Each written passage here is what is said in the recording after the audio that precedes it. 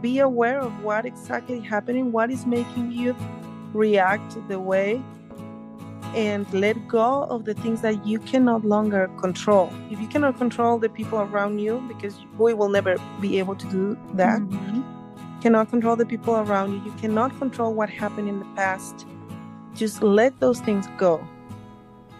Hello and welcome to Healing Trauma Mamas. I'm your host, Madon Wingo. Thank you for joining us as we share in our stories and experiences of healing from childhood traumas and birth traumas. Listen as we discuss our struggles, our failures, our strengths and our victories, and all those lessons we've learned along the way. Well, good morning, Healing Trauma Mamas listeners. I get to have a good friend of mine on the podcast today. Today, I'm welcoming Anna on the podcast. Do you mind introducing yourself? Sure.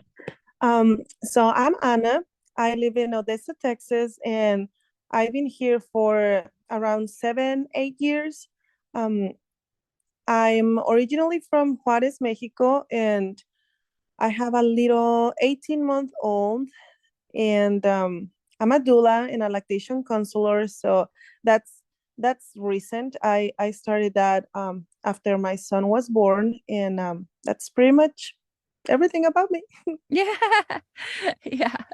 Well, you're such a joy. I got to meet you and partway into your pregnancy, I believe, with Jonathan. I don't remember when I came in, but got to know you for over 2 years now, and it's been awesome because the Lord's really changed kind of your trajectory where you thought you were headed. At the start of your pregnancy and then kind of where you've got to now is not exactly where you had planned to be, huh?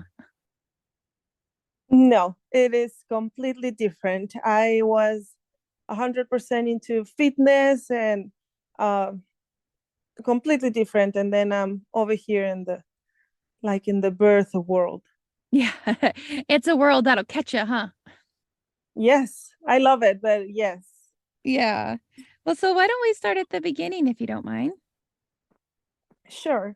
So I thought everything started when I had my son, when I gave birth, but actually it didn't. I think in order to talk about my healing, I have to give a little bit of background from where I'm coming from and how everything, just the way I am, right? So I think everything started um, with when I was born, and of course I don't remember that consciously, but I know that a lot of the way I am came from that. Mm-hmm. Then when I was 18 years old, I lost my dad. My dad had lupus. So for, I want to say 5 to 6 years, we were dealing with a lot of his sickness. And it was very hard because he had seizures in the middle of the night, or he will forget um, about us, and he won't remember things one day and then he will be just fine the next day, or he will go to the hospital for a couple of days and then he'll come back um, and doing better. So it was a lot of up and downs. And one of the things that really marked me was the fact that in the middle of the night he will have seizures. So the first time it happened, um, of course he went to the hospital and they figure out he had lupus, right?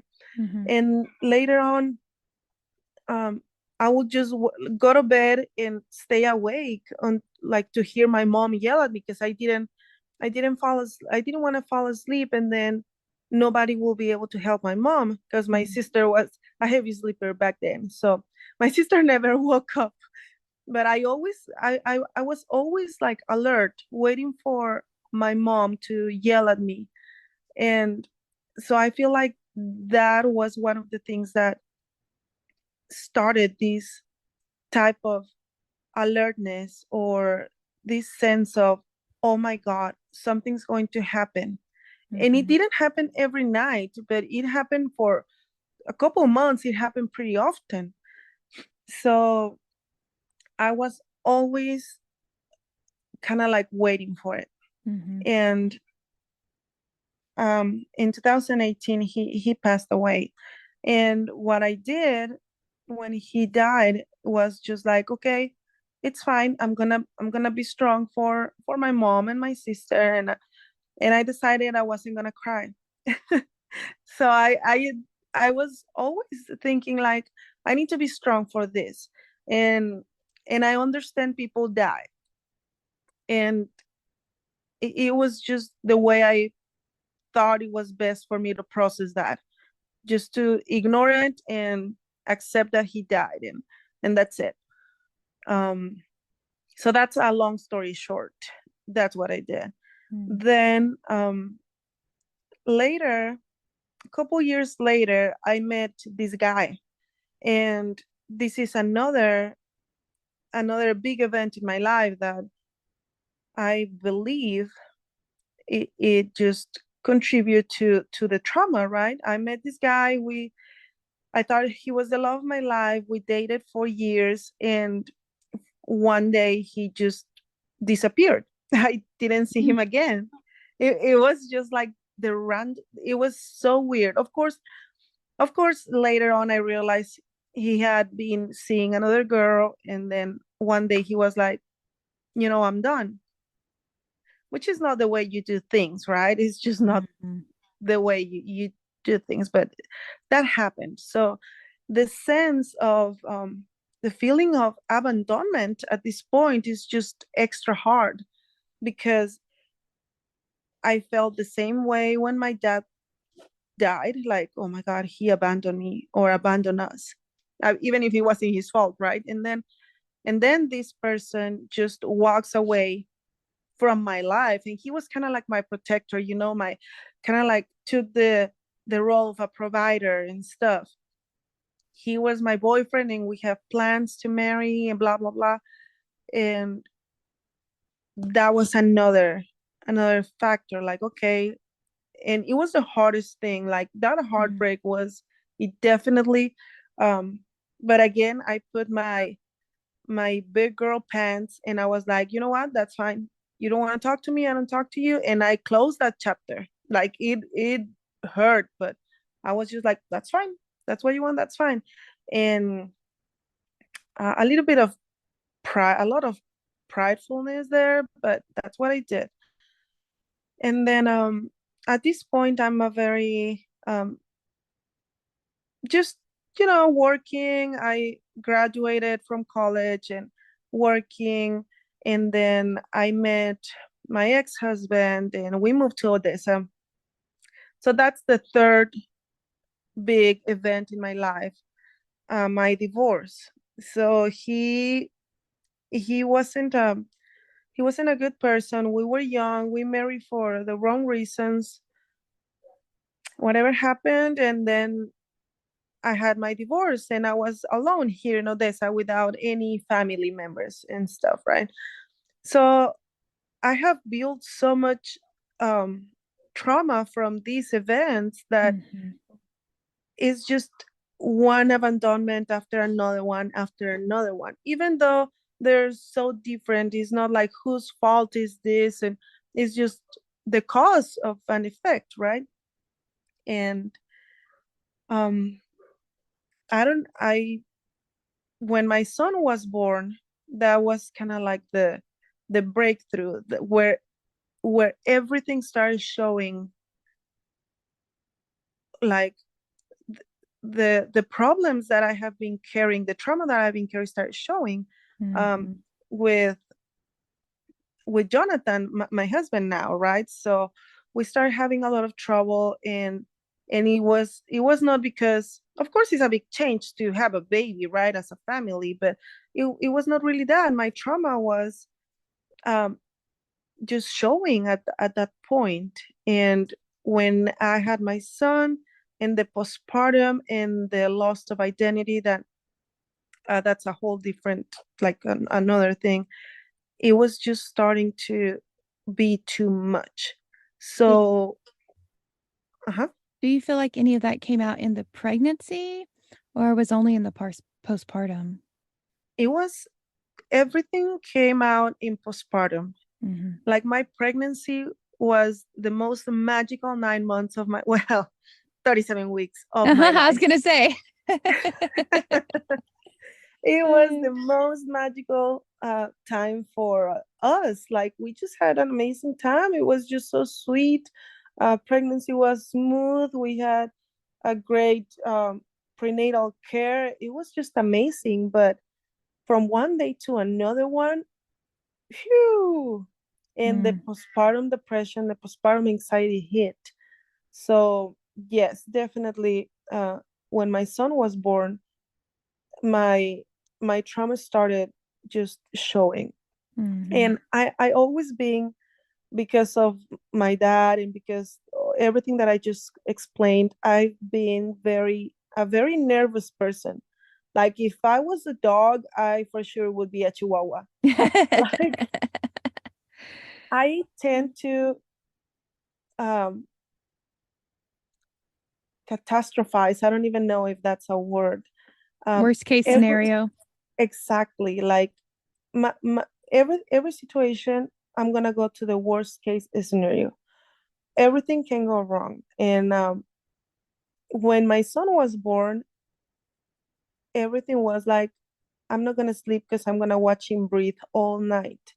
um the the fear of him passing away on his sleep it still haunts me until now. It's 18 months and we still co-sleeping, and right now it's not the same as when he was a newborn, right? It's different. But that fear, that anxiety, that that's one of the hardest things that I've been praying and dealing with. Just the fear that he was gonna pass away on his sleep. um then when he was like a month or 2 months old, a person in Lubbock lost her kid, and it was an accident. I don't know. It was just he passed away on his sleep. So that I was like in the deepest of postpartum days. I was like down, down, and then I see this on the news and whatever Instagram, and it just hit me, and I'm like, oh my god, I'm never gonna sleep when he's sleeping. Like I'm gonna watch him every time. And I know that we have all these devices, the outlet sock and everything. It's stronger than me, that is stronger, that wasn't gonna fix it. Mhm. So it is not even, it's not even about him going to sleep. Is internal, is this trauma that I have, or me putting him in a car seat and getting on the car to drive, and I'm like with those intrusive thoughts all the time, like what if I get hit, what if I fall from this bridge, or what if it was just the intrusive thoughts. So I Sounds was like like, you're what living is in it? fear the whole time. Yes, exactly, exactly. And I was aware, that was the most torturing thing, is that Mm, I was aware of it, because during my pregnancy, Jonathan, my husband, he was always my rock, my support. And he was always like, we're not gonna make decisions based in fear. So when you decide something, think about it. Like, is this based on faith or fear? So that's why we decided that a home birth was the correct choice for us, and everything was, we were healthy, we were feeling good. So that's why it was so hard, because I was aware of how amazing and how magical and blessed was my pregnancy. And then when baby was here, everything changed. My brain was, it went completely into protection, like it was like a defense mechanism of my brain. Is like, I'm not gonna let anything hurt this precious thing that I have right here. mhm. And I just started living in in fear, postpartum depression and postpartum anxiety, and I couldn't. handle anybody coming to my house and grab the baby, or anybody who was in family, or if somebody else came, like a friend or something, I was just like not even enjoying that person being around, because I was like, what if they have COVID? Or what if they have this? Or, oh my God, Mm, did they wash their hands? So it was that's just, rough. yeah. So that's, I think that pretty much sums up all the trauma. Hello, Healing Trauma Mamas listeners. I wanted to pause the podcast just for a moment to let you know about the platform that I've been using to create this podcast, Anchor by Spotify. Anchor has been so easy for me to use. As you all know, I've said many times that I'm a very unlikely podcast host. In fact, I never thought I'd be on a podcast, let alone hosting one myself. But when my daughter showed me Anchor last spring, I realized how easy it was for me to be able to create content and upload it to many different platforms using Anchor. I'm so thankful I got started, and I'm extremely thankful it's completely free. So I think that every single person has something valuable to share with the world. You listening right now have something valuable to share. And all you have to do is download the Anchor app and start your own podcast today. Let me know when you do, and I look forward to listening to it. Okay, back to the podcast. So that how have I you dealt with that since then? I mean, where are you at now, and how do you think you've been able to overcome some of that? so I I decided, well, I didn't decide it, but everything started showing up, right? And our family started really, like, a relationship, and just the environment of the house was just not what it needed to be. And I realized, like, all this trauma is just showing up in different ways. It's Mm, just showing up in my codependency, is showing up in my overprotective way to do things. Like, if it's not my way, I don't want it. And I noticed how damaging my actions and my behavior was for mhm. everybody.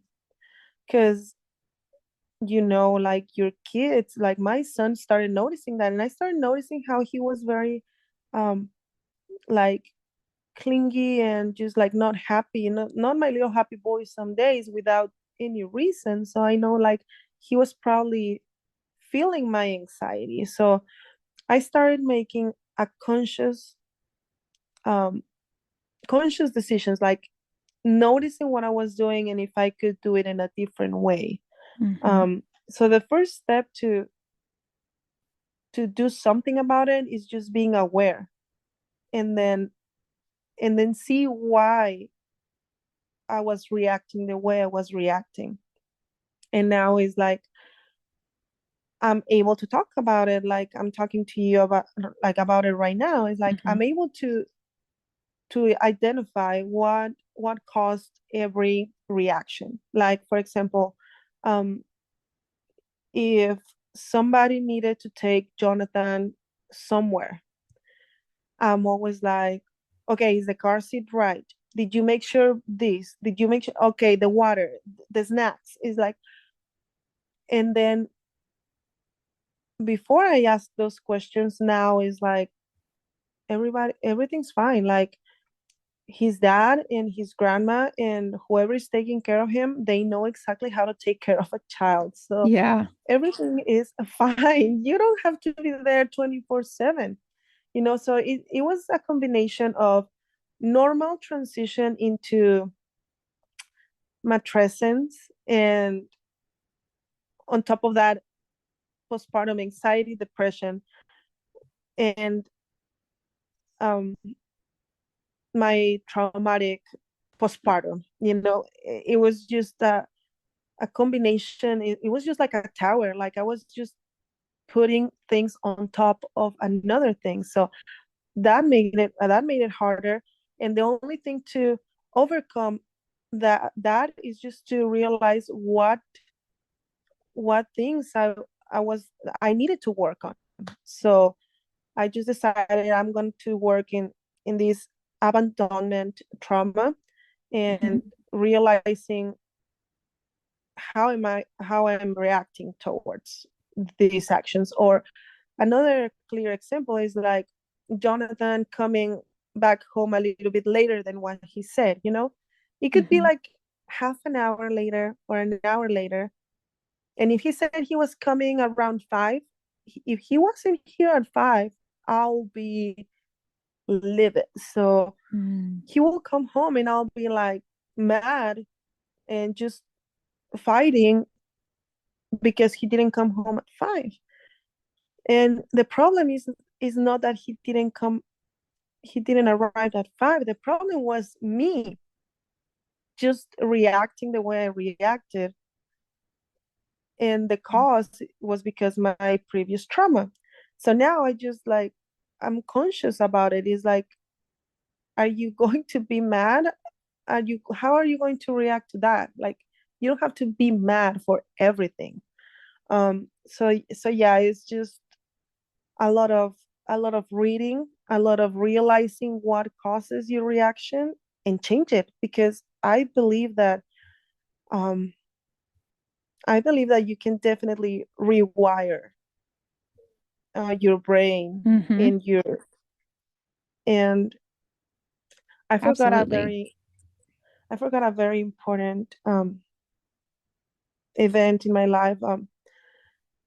I I was I met a friend, and she kind of like took me under her wing and introduced me to God. I mean, I always believed in God, but she was different. Like, um, she introduced me to God, and I gave my life to Jesus a couple years ago. And I went to this class. They call it Free Indeed, and I just that was the thing. Like, opened my eyes completely, and that was one of the things that when I had my son, like it could have been worse if I didn't have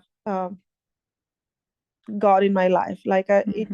it just made it better. So in the middle of all this darkness, I always saw a little bit of light. Like I never felt lost. I always knew that there was a way out, but I just needed to find my way. And Yeah. it doesn't mean that right now I'm just completely out of it.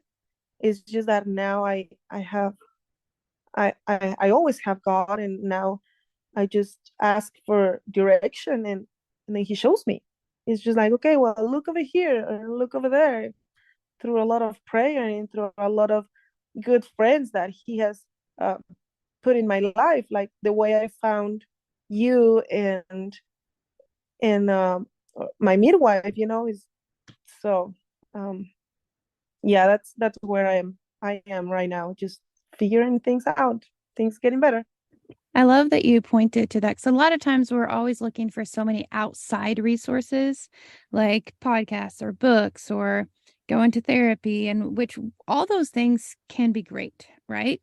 But the people close to you, the mentors that you have, and then going and doing the work yourself and trusting in the Lord and going to the Bible and asking for help from Him is such an amazing aspect of your healing process because we can do nothing without Him, right? Mm-hmm. And I love that you highlighted that because that is hard work, but amazing and rewarding work at the same time. Yes.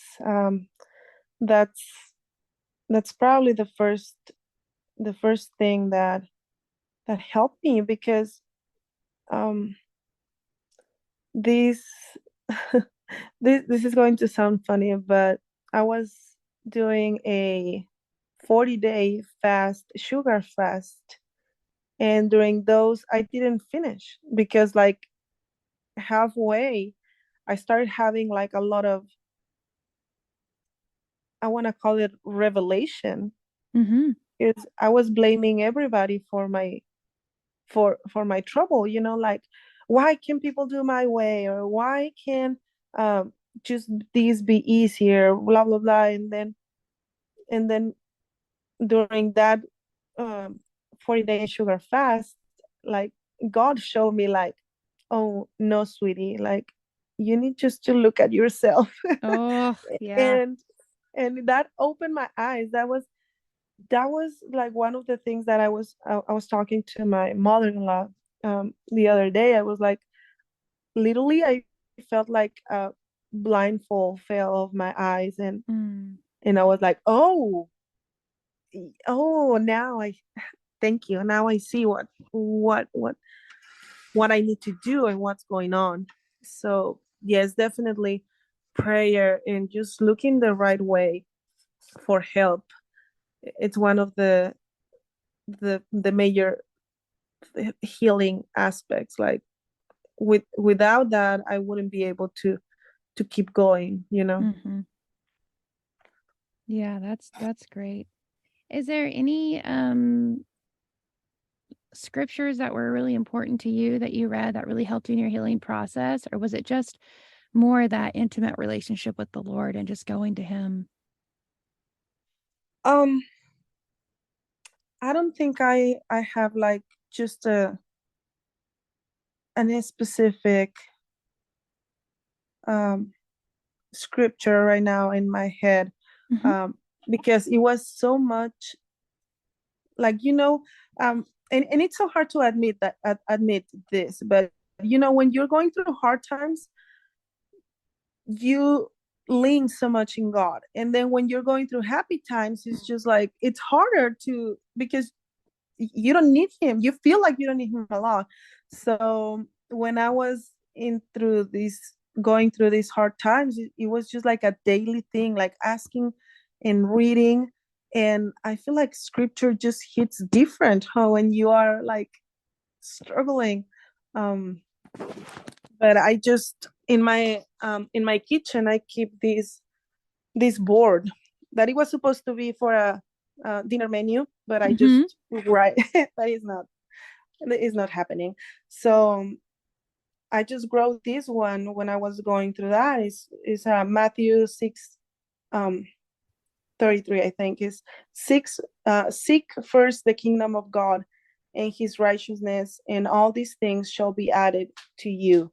um so that was one of the scriptures that was in my mind, that if you seek God, you will have everything else that Mhm. you need.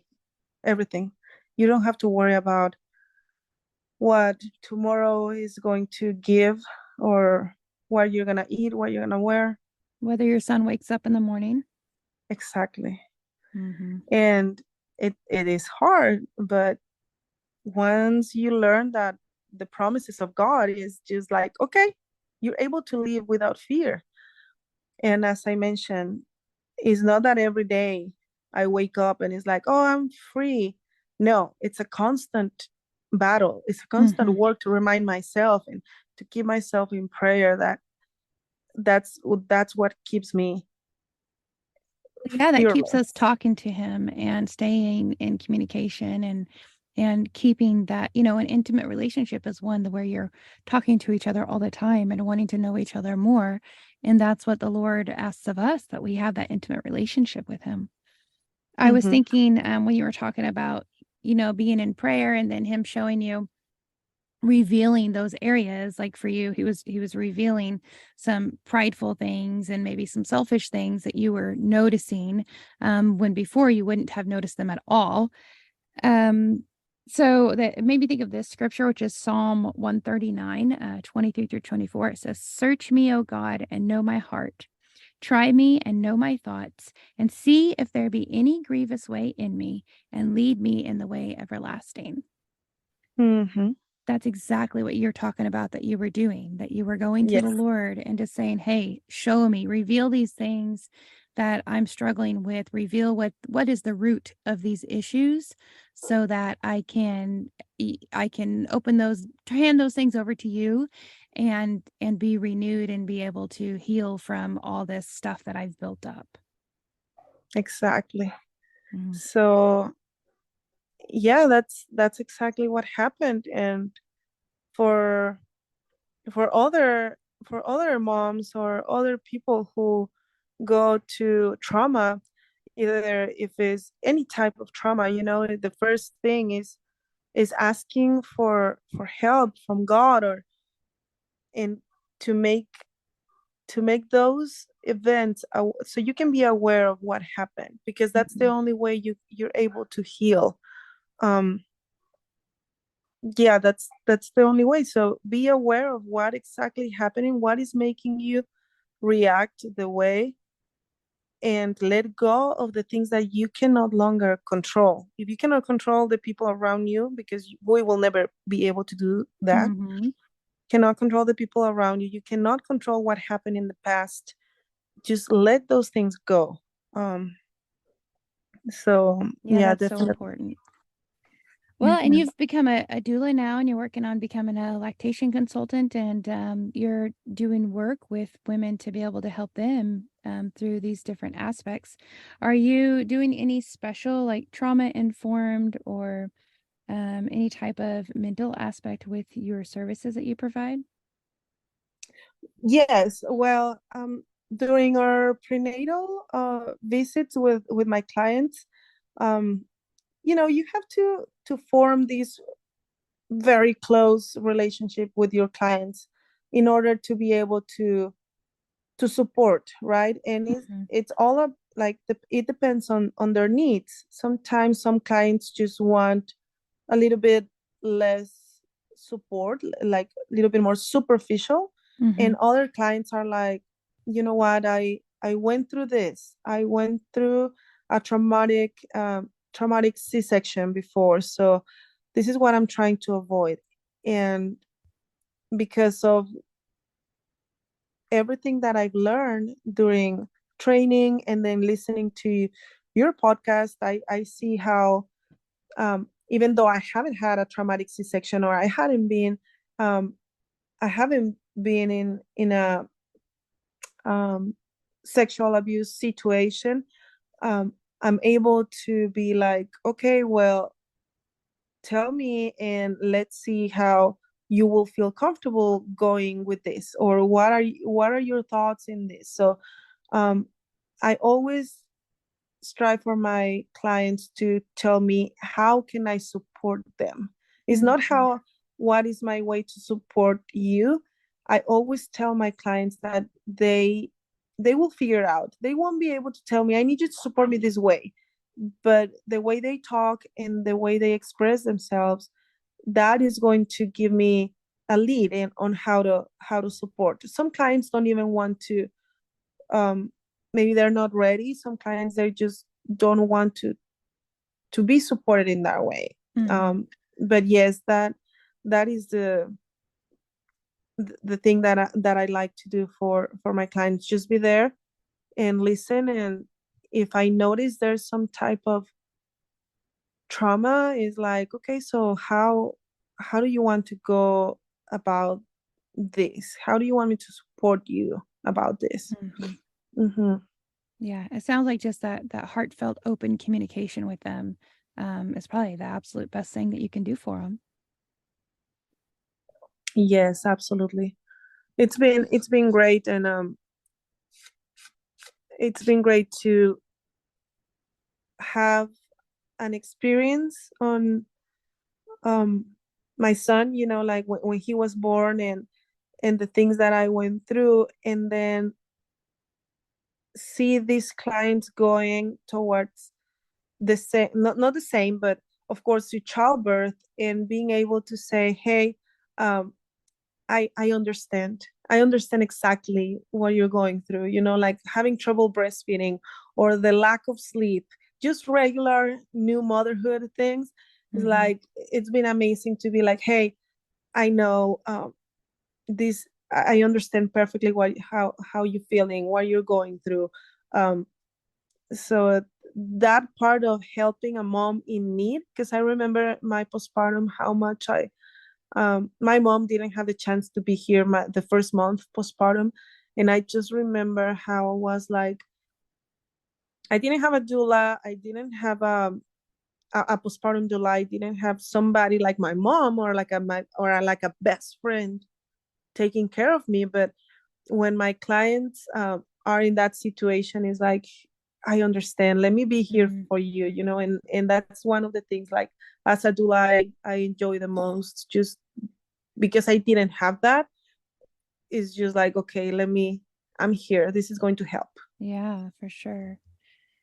Well, I know you're on Instagram, and do you have other ways that you want to let anybody that's listening that happens to be in the Midland or Odessa area that might be looking for a doula during their pregnancy and for birth or the postpartum period? How can they reach you? Yes, I'm on Instagram, I'm on Facebook. My website is wonderfullymadewtx.com. And I'm like all over social media. So Wonderfully Made WTX. That's my Instagram, my Facebook, and my website. Awesome. And we'll make sure we link that in the show notes so anybody can contact you. Well, thank you so much, Anna, for coming on the podcast and just sharing your story and the way the Lord has really just been healing you and working through things with you and revealing, his heart and mercy and grace towards you and your growing as a mom. And Yeah. I thank you so much for sharing with us. Yeah, thank you so much for having me. And I love to hear all these healing stories, and it's just an honor to be here and able to share this. Oh, well, thank you. I'm glad that people are willing to come on the podcast like you are here now and be able to be vulnerable and share their stories, but know that it's going to be for some good, that somebody else like Yes. you is going to listen and gain something from it. Yes, absolutely. Thank you for listening. May you be encouraged and strengthened by what you've heard today. Remember, you are dearly loved by your Creator, so be who He created you to be. May you go in peace, friends. Till next time, Shalom.